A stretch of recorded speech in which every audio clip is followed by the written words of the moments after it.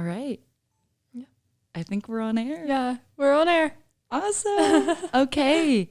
Welcome to the Chanticleer's segment on WCCU Radio. It has been a long time coming. Yes, I have been wanting to collaborate with WCCU Radio probably since our sophomore year. But before we get into all of that, I am Madison Sharrock. I am the digital managing editor for the Chanticleer, which is Coastal's student-run, student-led print publication for news. So it's our newspaper. We do digital and a print issue, and I'm here with Caroline. Yeah, I'm Caroline Surface. I'm the multimedia editor for the Chanticleer, and I'm so excited to be here. So let's get started. Starting off with our candidate program that is led by our student advisor, John Harvey. We have gotten so many new reporters, culture reporters, news reporters, sports reporters, and we are so excited to have a full team to hopefully cover some breaking news and upcoming events at Coastal. And they have a class for 8 weeks every Tuesday. And so just to help them get prepared to be reporters, it's the first year we're doing something like this. So yeah, exciting. John, he worked at places like, where was it in Pennsylvania? University in Pennsylvania. Yeah, I think so. Yeah, Penn State. Penn State. Oh, yeah, that one. He worked at Georgia Southern University. He has implemented this candidate program at so many universities, and we are so lucky to have it here at Coastal.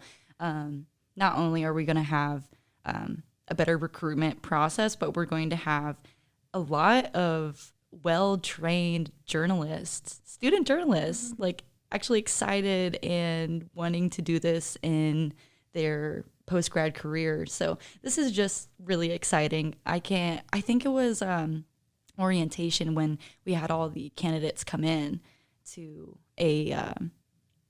some classroom in Lib Jackson, and the room was just full of people, and I haven't felt that excited since like probably I joined the Chanticleer. Yeah, it was so exciting to see all of those new people. It gave me like a invigorated excitement for the newspaper. And I remember when I joined my sophomore year, I hadn't had a journalism class. I felt so behind, and so I'm so glad that these new reporters have the opportunity and are one step ahead, not only in their classes, but in writing for us. Absolutely. Like, I remember my very first story I ever wrote for the Chanticleer. It didn't even have quotes. It didn't have a source. So they are getting set up so well, and I'm very excited to see what they do. Oh yeah, I'm very excited for this semester. Absolutely. Well, we kind of reorganized the executive board as well. So Caroline and we are in brand new positions that kind of existed before, but the responsibilities are different. And in my role, I oversee everything that goes online to the website, and I kind of oversee Caroline and what she does with the social medias. Yeah, so Madison's my boss. No, but I oversee the social media. So that's our Instagram page, our Facebook page, our Twitter page. We're starting to get our YouTube channel up. So hopefully this show will be up on our YouTube channel after we do it. But I'm very excited to be overhead of the social media. I've done it for her campus at Coastal Carolina, and it's something that I've been really passionate about, and I'm excited. So let's talk about our new executive staff. So Brooke Bromberg is our editor-in-chief, and then Madison Pageant, she is our managing editor for our print, and then Frances Ludwig, she is our managing editor for our design. So she has been amazing, has really overseen so much. She is responsible for all like the graphic designs you see in the newspaper, and she is so talented. She designed the Chanticleer shirts that we have. Yeah, represent. Madison's wearing it right now. And then, of course, we already talked about myself and other Madison. And then Keller Goldstein is our photographer. And Kaylee Anderson, no. Kaylee. Yeah, Kaylee Anderson is our marketing person. And by the way, we are looking for new graphic designers to hopefully be Frances's apprentice and take over her position because she will be graduating soon. And we are also looking for people who are interested in marketing. So Absolutely. We've got our reporters covered, we think so. But if you are interested in graphic design or marketing, please reach out to us.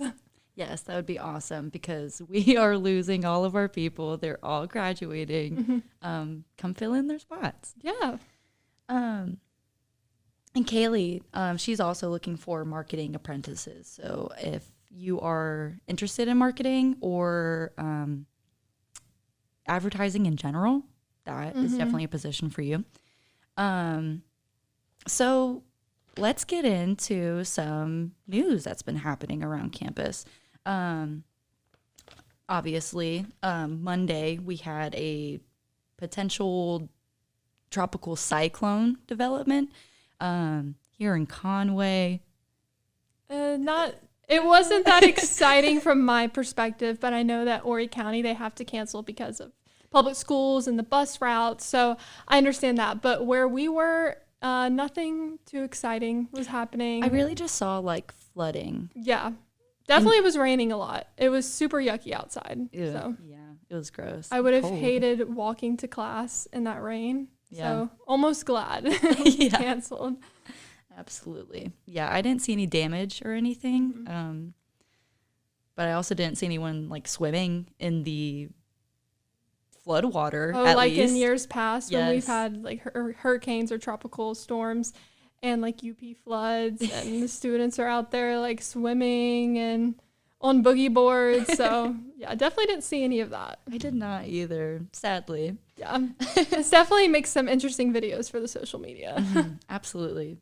And we had a little thing where we could get feedback on our Instagram last night where you could suggest something that you wanted us to talk about. And we had a response wanting to learn more about the protests that were happening on campus just recently.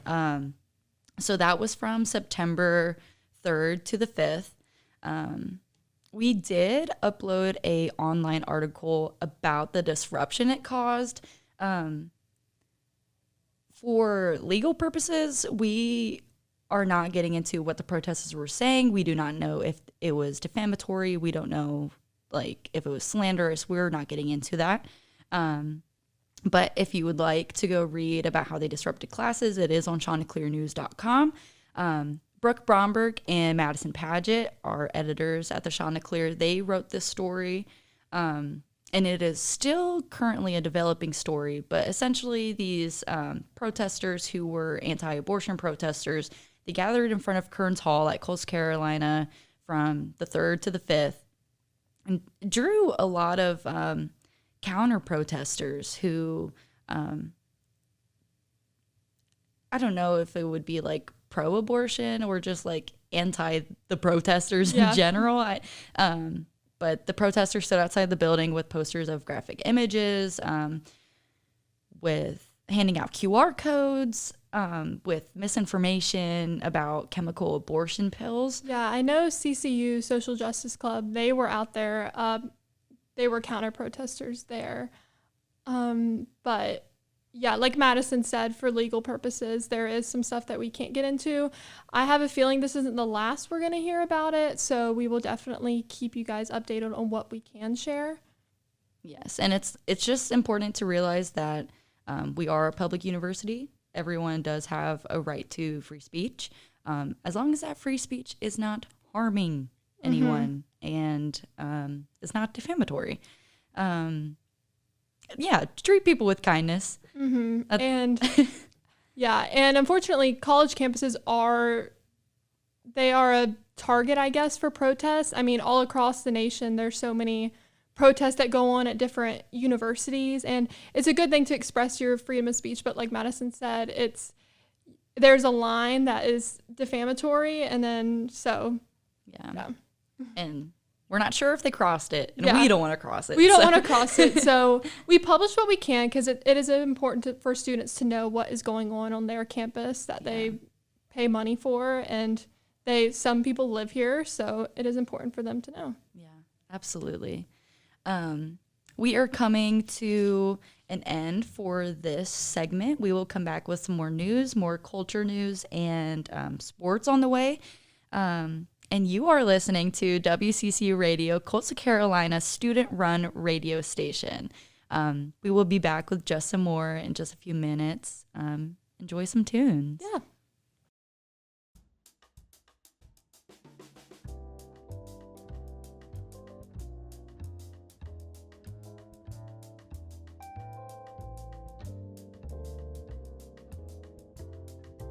All right, we're back. You are listening to WCCU Radio, Coastal Carolina student-run radio station. Yeah, and we are back with some news. So starting off, there has been some rumors of DPS staff shortage, Department of Public Safety. And so students are accusing the Department of Public Safety for their patrol efforts, and rumors of staff shortages are circulating the university. So the chief and director of public safety, Robert Pellerin, does not believe safety has been compromised, despite one officer retiring this past year and several others leaving due to sickness or injury. And he says the officers are willing to talk if students are concerned with safety. He also says they're here to create a safe environment. And so that kind of goes into the next story we have about potential scooter theft. So obviously, because of the shortage, there's concerns for safety are raising, and a rush of scooter thefts on Coastal Carolina University's campus has affected students. So sophomore business management major Nichols Brashears has his scooter stolen outside of Tradition Hall, and senior finance major Julian Craig says the university should implement security measures such as surveillance cameras, and he said he uses his scooter as a primary mode of transportation. Now, CCU's Department of Public Safety says that students should take precautions and keep their scooters locked up in well-lit areas, but they did not give the Chanticleer any information about it at this time. And so I see people riding their scooters all the time around campus. I see them flying down the road. They are flying across there. And so I know, I mean, I don't have a scooter, but I have a bike. And whenever I take it out in public, I always have the secure lock thing that I lock it with. And so I guess a lot of other students aren't doing something like that. And so it sucks when it's your main mode of transportation and it does get stolen. So it is this issue of, yeah, you should be responsible for your own scooter, your own property, but then at the same time, if it's your only mode of transportation and you get it stolen on your campus, it is frustrating. Absolutely. I think it's also, this might open up some students' eyes to the fact that they shouldn't just be leaving their electric scooters folded up outside of their classrooms. Mm-hmm. I can't tell you how many times I've walked down the hallway and I just see scooters out in the hallway. Yeah. And in my head, I'm thinking, what's stopping me? Obviously, my morals. Yeah, obviously, the Chanticleer is not going to go stealing your scooters. Right, but they're just left everywhere. And it's when you leave things out, they get stolen. Yeah. Mm-hmm. Unless you're lucky and they don't get stolen. But yeah, lock up your scooters. I do see where they're coming from about the cameras. Mm-hmm. Do you see a lot of cameras on campus? We don't have an exact number. Emergency poles, mm-hmm. I believe there are cameras above there. But as far as other places, I don't really see cameras, especially near the bike racks. Right. But I personally just don't trust people. If I'm at a coffee shop and I've got my laptop or my phone or my books, I'm taking it to the bathroom with me. Yeah. I'm taking it up to the counter to order with me. But not everybody's like that. So I've lived in Myrtle Beach my whole life, though. So yeah. I just wouldn't put so much stress into this campus or the students. Yeah. Mm-hmm. Next up, we have Vote 1954. It is a new initiative from the Coastal Carolina University Student Government Association. Vote 1954 encourages students to get involved with local, presidential, and SGA elections. So if you guys do not know, there is a presidential election in November. Make sure you are registered to vote. We are going to be doing a lot of things with the Chanticleer, encouraging people to be registered to vote, check if you're registered to vote, and say you're coming to Coastal as an out-of-state student, how you can send in an absentee ballot or a mail-in ballot, in other terms. But yeah, I think this is a great initiative. They kickstarted it after they applied for a CCU sustainability grant in spring of 2024. Then they partnered with the Office of the President and Auxiliary Enterprises to bring it to life. And Gabrielle Ryder and her executive board are spearheading the framework for it. The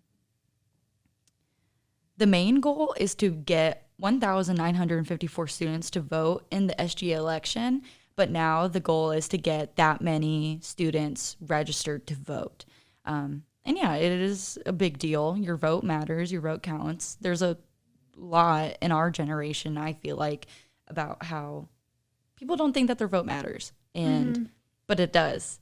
And it totally does. Yeah, I mean, one vote could change if it's a draw between two, and one vote can completely change that. And I think a lot of people don't vote because they simply don't know how to register to vote. They don't know how to do an absentee ballot. So it is really important to bring awareness to that and make sure you check if you're registered to vote, because you have to be registered. We live in a democracy, and it is so important that you use your vote to protect this democracy. If you don't vote, don't complain. Yeah, that's what I've always said. Yeah, if you are 18 years old, then you need to be voting. Yeah. And also, you can do that through Turbo Vote. Vice President for University Belonging and Student Affairs, Yvonne Hernandez-Friedman, said that they had a 650% increase in Turbo Vote engagement from last academic year due to the activities that 1954 Initiative has been doing. And there is also something to help you register to vote at the farmers market on October 2nd. So mark that on your calendar if you need to check, or go to scvotes.org.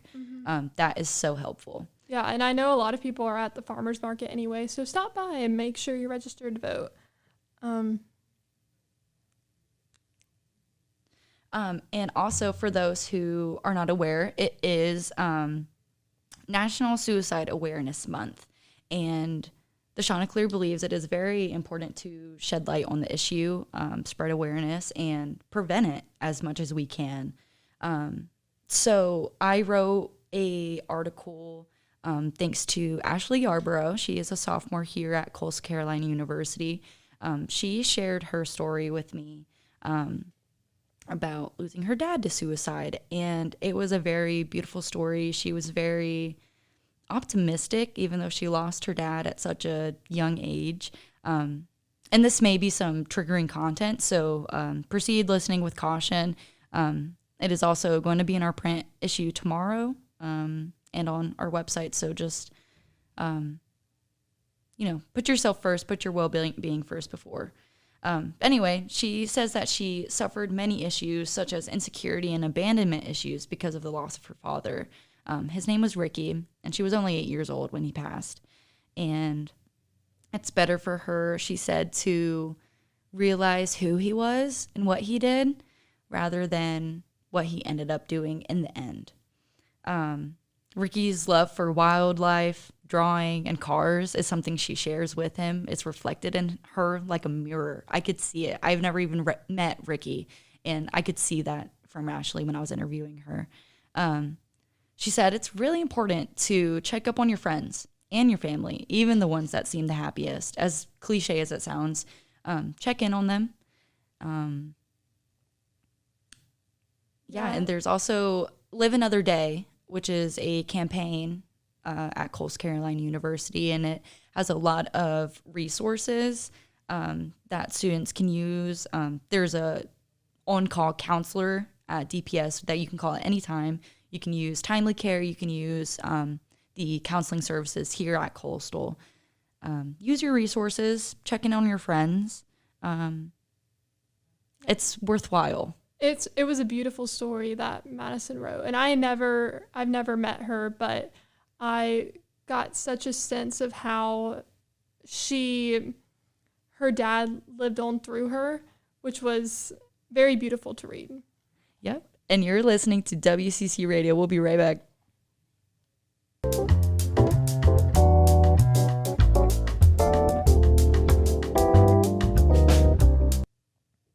You are listening to WCCU Radio, Coastal Carolina's student-run radio station.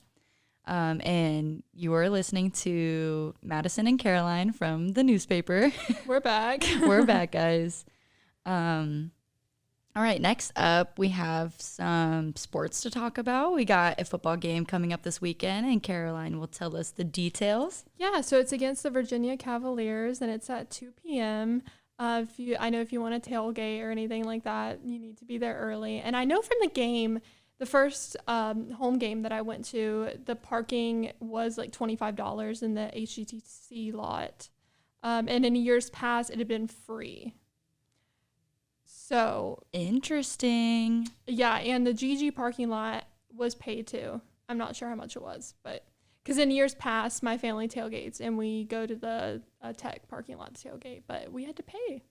So that was interesting. So be prepared if you're going to the game. You're going to have to pay unless you want someone to drop you off, or I know the shuttles are probably running. So yeah, they usually run from like UP. Mm-hmm. They run from YY. Hopefully YY you don't have to pay. That would be kind of ridiculous. But yeah, it's a 2 p.m. game, so they're gonna definitely close down the roads early. So just I would definitely plan on being there like a couple hours early at least. Yeah, absolutely. And then our sports editor, Meadow Myers, she wrote spotlights on the football captains. So that will be in our print issue tomorrow, and it will also be online if you want to check that out. I was reading over them, and it's really interesting, and it's cool how much our football team has accomplished and how much the players as individuals are amazing themselves. Moving on to our culture and op-ed section. So we had some great opinion pieces about the It Ends With Us movie. That is one of the opinion pieces. And it's a really great article to be on our print issue tomorrow and online again. I saw the movie and I thought it was a good movie, and I had read the book, but all the drama cast behind it kind of overshadowed the whole point of the movie, which was really upsetting because the whole movie is about domestic violence. And I am someone who grew up loving Blake Lively, but it was disappointing to see that she cared more, I guess, about her hair care brand, and that at every different event, she was always promoting her hair care brand, and she was always talking about like her husband, Ryan Reynolds, in Deadpool, and wasn't talking about the point of the movie, I guess, when Justin Baldoni, I know he had been very outspoken and had a link in his Instagram bio about of resources for people struggling with domestic violence. And so it was just very interesting dynamic. I know there had been some accusations against Justin Baldoni because of him like fat shaming Blake Lively, because apparently they were doing one scene where Justin was supposed to lift Blake Lively up, and he asked for training purposes how much she weighed. And so there's just a lot behind the movie, but at the end of the day, the movie does serve an important cause. And I've seen on social media there have been so many women and men who've struggled from domestic violence and have seen the movie, and it's really helped them get through it, and it's helped them, I don't know, the point of it is you leaving your partner who's abusive. So I always thought that I haven't like read the book, I haven't seen the movie, but what I have heard, the like storyline is a little bit problematic because like it ends with us, it still ends up being Blake Lively. Okay, it's in the title, people. I'm not trying to spoil anything.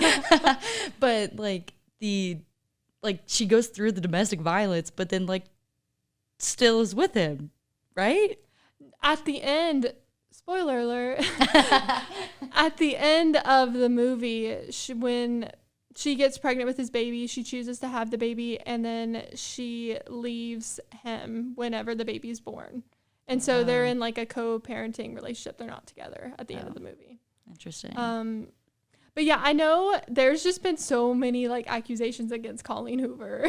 Colleen Hoover, and then Blake Lively has also been like problematic recently just because of that one interview with I can't think of her name or like what she was with, but like one of the interviewers, like she was pregnant at the time. Blake Lively was pregnant, and she told her congratulations on her bump, and then like if I was that interview, I would quit my job. And then there was also Blake Lively would have made me quit my job. It was some kind of promotional ad, and you know how for the Barbie movie, everyone went to the movie, they wore pink, yada, yada, yada. So in this promotional ad, it's her and Colleen Hoover and some of the other actors or actresses in the movie. And she's like, wear your florals, like get your girls together. And I'm thinking in my head, this was after I saw the movie. I'm like, this was not a lighthearted like rom-com. No. This was definitely a hard hitter. Like me and my friends saw it and we were crying in the theater. It wasn't like the Barbie movie had important themes, but it was definitely, I bawled like a baby. Yeah, at the Barbie. I cried during the Barbie movie too, but it was definitely, the Barbie movie was not about domestic violence. No. So it's a totally different dynamic. Yeah. And we also have another op-ed about Beetlejuice that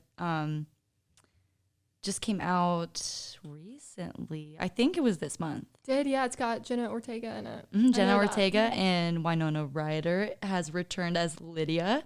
Trent Finch, he has been with the Chanticleer since like the dawn of time. Yes, the dawn of time when Trent walked this earth. He has been with the Chanticleer. He wrote a really awesome op-ed, and he calls Beetlejuice an unhinged trickster. We were laughing about that yesterday, me, you, and Francis in the newsroom, because that is so funny. Yes, like, if I could describe Beetlejuice as anything, he is, like, very unhinged. Such a trickster. And also tries to marry a 15-year-old Winona Ryder in the original movie, but that is for a different, radio show. Yeah, I haven't seen the new one yet, but I am very excited. I just watched the old Beetlejuice, and what an odd movie. It's right up my alley. I love weird movies like that, and Beetlejuice was kind of before its time. Back in the 80s, a weird movie like that. Oh, yeah. It's giving like A24. Yeah, for sure. It's been a while since I've seen Beetlejuice, but I definitely need to rewatch it and see the new one. But I remember loving it. Yeah. I love Halloween. Yes, I cannot wait. What are we being for Halloween? I have no idea yet.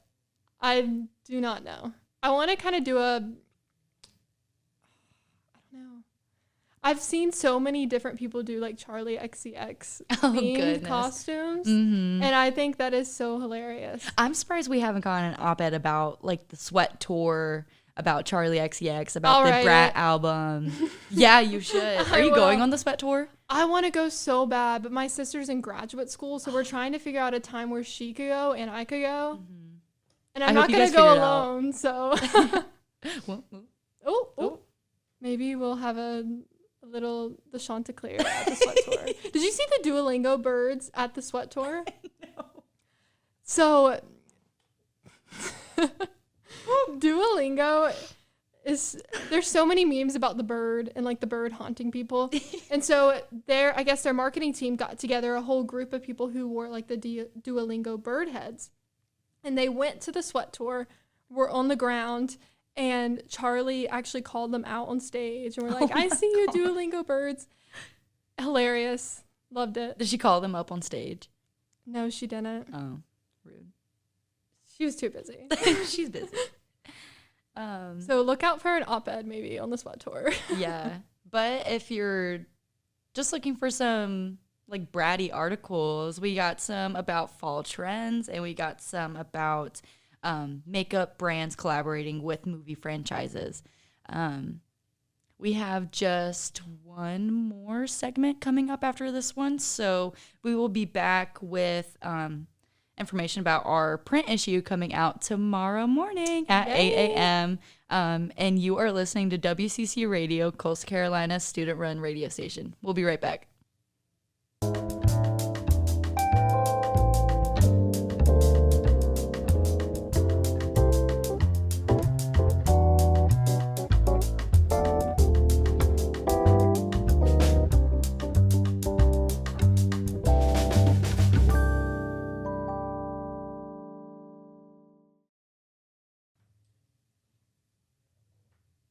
You are listening to WCCU Radio, Coastal Carolina student-run radio station. Sorry for the technical difficulties. I think we figured something out. Yeah. So it looks like this is the end of our segment. We have a few reminders for everyone listening that we do have a issue coming out tomorrow, fresh off the press at 8 a.m. in every building across campus. Yeah, we have all of our reporters coming, hopefully, and then we'll have our exec staff there distributing the papers. And we'll have some videos and reels that go from our distribution day tomorrow. We're also going to put a story up on our Instagram at the Chanticleer News, asking you all some commonly asked questions. So what questions do you have around campus? Anything you want to know, we will answer them through that little poll. And you can read all the stories tomorrow in the issue at chanticleernews.com. And again, see our print issue. It's free. I don't think many people know. I don't think everybody knows that it's free. You can literally go in the campus, grab it. We have so many of them. So please grab one. Keep it in your car. Keep it at your house. Put it on your fridge. Give it to your friends. Yeah. Give it to your mom. Use it to wrap Christmas presents whenever you're done reading it. Yeah, take as many as you'd like. Your student fees pay for them. So you might as well write it. You might as well read it and love it. Yes, it's important to read the news. Yes, and be updated on this campus that you pay a lot of money to be on. So thank you guys. Presumably. Yeah. We really appreciate y'all tuning in to our first ever show for WCCU Radio, and we hope to do more in the future. We should be doing them every 2 weeks on Wednesday. Mm-hmm. Yes, and we will see you guys at our next show. And you're listening to WCCU Radio, Coastal Carolina student-run radio station.